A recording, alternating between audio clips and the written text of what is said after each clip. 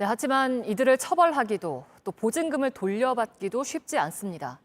사기 혐의를 입증하려면 보증금을 가로챌 의도가 있었는지를 밝혀야 하는데 세 모녀가 부인하면 어렵기 때문입니다.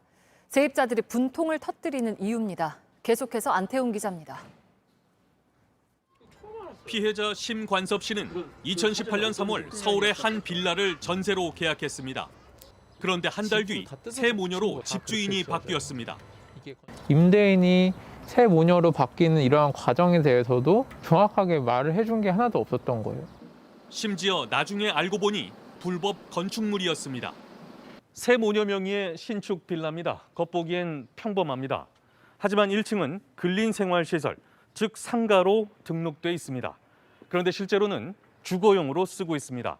불법 시설이라서 전세 보증금을 돌려받기가 어렵습니다. 이 경우 보증보험에 들 수도 없고 잘 팔리지도 않아 보증금을 온전히 챙기는 건 사실상 불가능에 가깝다고 전문가들은 설명합니다. 피해자들도 이런 사건은 갭 투자 사고가 절대 아니라고 말합니다.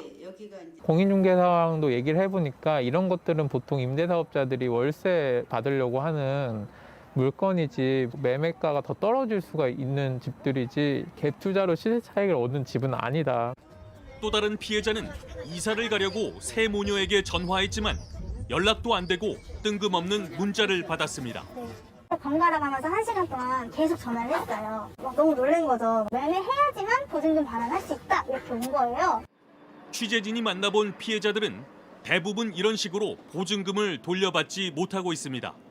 세입자들에게 받은 전세 보증금 가운데 건축주에게 주고 남은 돈은 분양 대행사와 새 모녀가 나눠 가졌을 것으로 추정됩니다. 이렇게 새 모녀는 명의를 빌려준 대가로 건당 300에서 500만 원, 최소 15억 원을, 분양 대행사는 건당 1,000만 원 안팎, 50억 원 넘게 챙겼을 것이라고 빌라 전문 공인중개사는 추산했습니다. 하지만 새 모녀 측이 고의가 아니라며 상황을 피하고 있어 사기 혐의를 입증하는 건 어렵다고 전문가들은 지적합니다. 분양 대행사도 계약서상엔 드러나지 않아 책임을 물기 어려운 상황입니다. 새 모녀와 분양 대행사를 상대로 한 경찰의 수사가 빨리 이루어져야 할 것으로 보입니다. JTBC 안태훈입니다.